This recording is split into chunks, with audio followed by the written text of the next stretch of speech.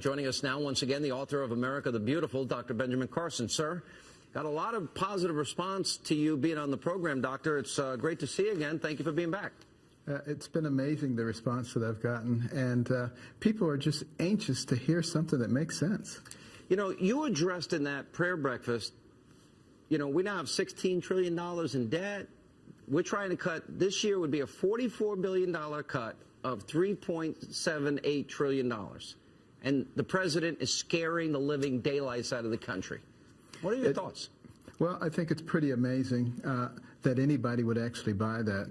And I'm hoping that we can bring the educational level of the populace up to a point where they know a little bit about math and they recognize that that's such a small percentage. And of course, it's not going to change anything.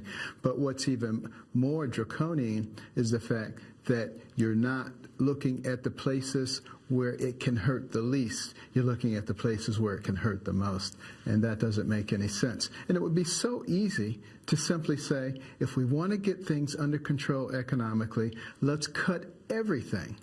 And let's do it proportionately. There we come back to that word again. And that way, you don't have the left, you know, protecting their little goodies, and you don't have the right protecting their little goodies. Everybody gets cut equally, but you leave the directors of the departments the discretion to cut because they know where the fat is.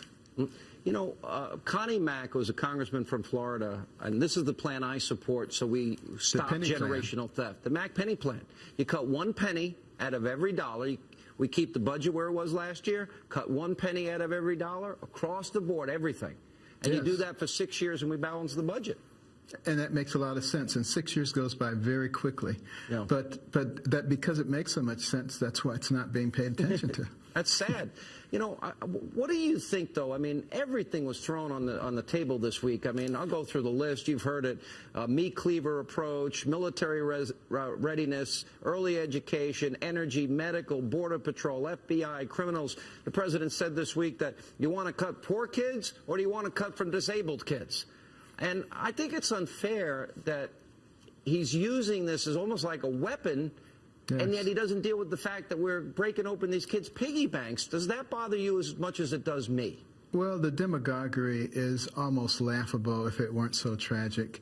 And I'm actually hopeful that at some point the mainstream media will, you know, stop going along willingly with it, because that's why, you know, he's emboldened to do these things, because he knows they're not going to call him on it.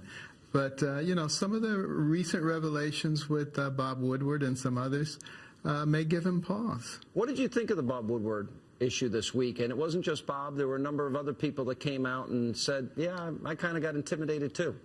Well, it didn't surprise me because, you know, I've seen some things behind the scenes myself.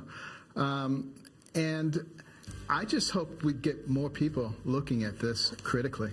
All right, I want to ask you a question about your speech, something that went on behind the scenes when we get back. Welcome back to Hannity. We continue with Dr. Ben Carson. So you gave this speech before the president was in the room, National Prayer Breakfast. It gets all of this publicity.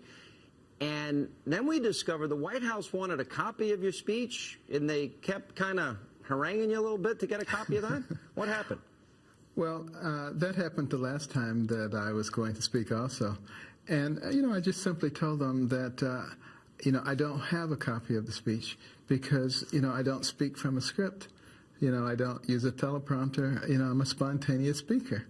And, you know, before I went to that prayer breakfast, I wasn't 100% sure what I was going to say. Yeah, so the extemporaneous, and you tell your story. Did you sense in any way that they were afraid because they knew maybe where you might be going and you didn't completely agree with the president? Did you sense that they were trying to tell you, hey, the president's here, don't say anything that might offend them?